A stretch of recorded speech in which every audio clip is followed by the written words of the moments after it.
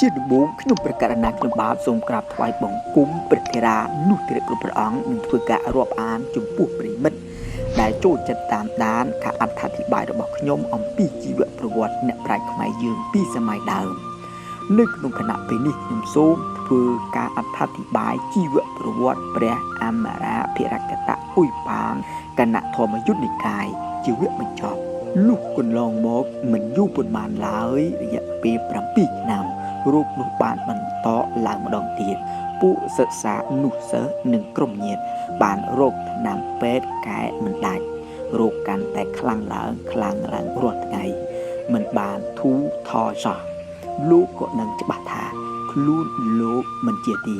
ក៏សូមលាចេញពីតំណែងអធិបតីរងក្រុមជំនុំព្រះត្រៃបិដក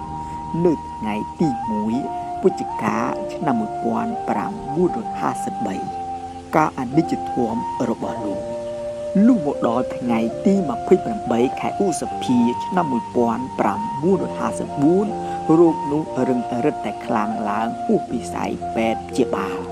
មច្ចុរាជក៏ចូលមកបដាច់ជីវិតមន្ត្រី